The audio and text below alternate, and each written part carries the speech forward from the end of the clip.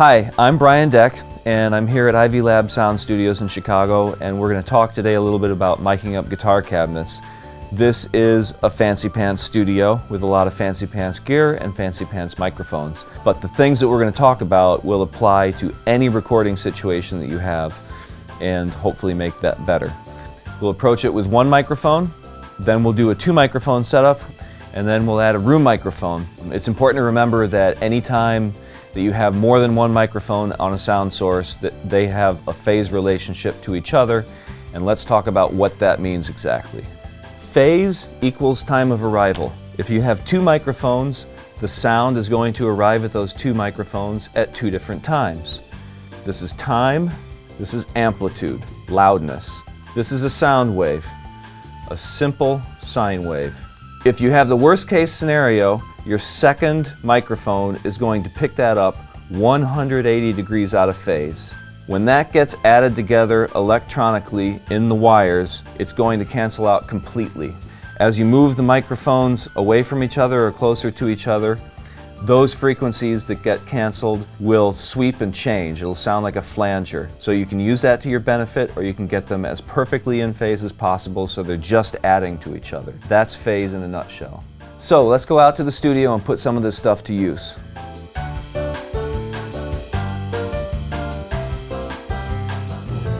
So we'll start with the first one mic setup. We're using a Shure SM57. You should have one. It's the most versatile microphone ever invented and built. We've got it on axis pointing directly into the center of the cone at about 6 inches off. Here's what that sounds like.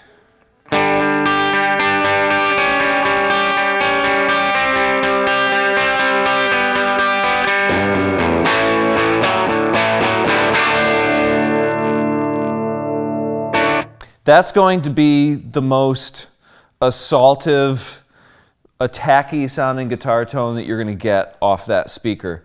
So if you want a little less attack, mellow it out just a little bit, all you have to do is move toward the edge of the speaker.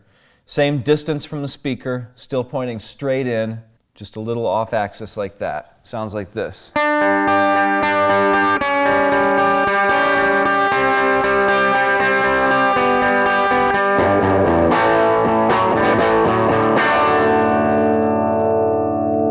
Even a little bit more controlled and smoothed out would be pointing at the center of the speaker still, but at an angle so that the sound waves glance off the diaphragm of the microphone instead of hitting it head on. And that sounds like this.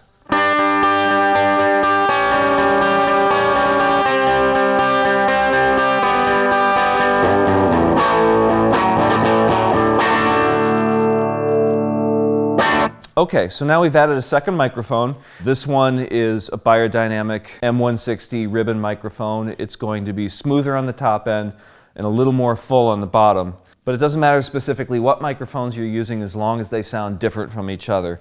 Here they are on exactly the same placement on the two different speaker cones. Probably as close to in phase as you'll get, but remember to always check the phase between the two, and it sounds like this.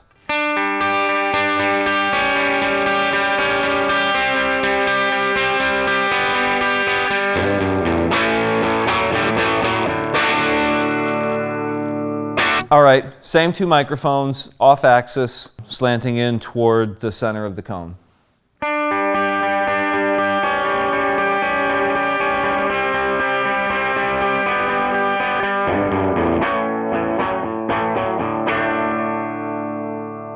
Okay, now you might want to accentuate the difference between the microphones by also having them placed differently on the cabinet. Here they are still essentially the same distance from the speaker, so they should be fairly in phase still.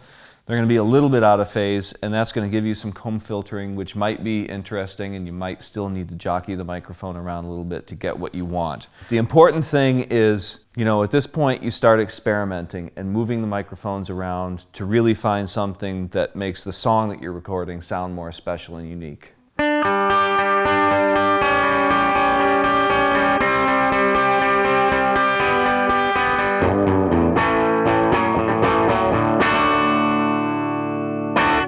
Sometimes you'll find that you get a little more power coming off the amp if you get a little bit away from it and allow the development of the sound in the room to enter the microphones a little bit.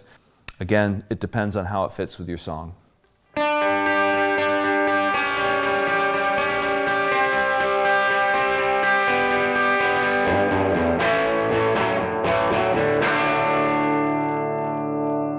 Now, in the interest of being experimental, remember, if you got an open back cabinet, there's some interesting stuff happening back here.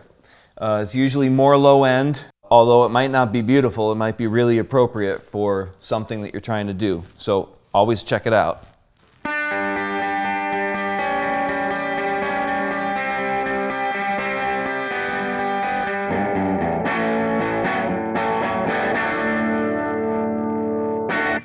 Okay, so for a third microphone, we're going to add a room mic. A room mic is going to capture the loudness of the amplifier in the acoustic space that you're in. It's going to make the recording seem more realistic and potentially more powerful.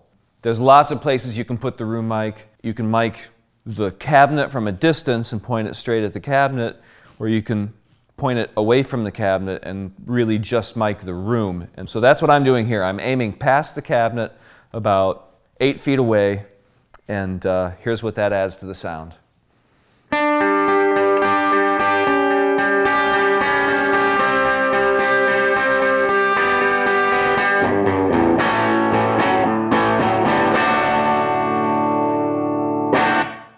So now we've moved the room mic over here and we're literally miking the room. I have it pointing at the wall and it's going to get nothing that isn't at least a first reflection off the wall.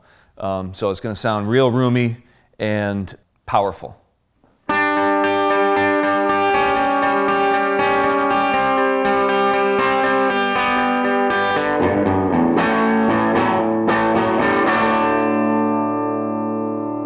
So that's just a few ways that I typically approach recording electric guitar. I hope you found that helpful. Always remember that really it's about experimenting and finding what sounds best for the song that you're recording with the guitar that you're recording. So move the microphone until it sounds cool and don't accept it until it does. Thanks for spending the time with us today, and please check out some of the other how-to videos on Reverb.com.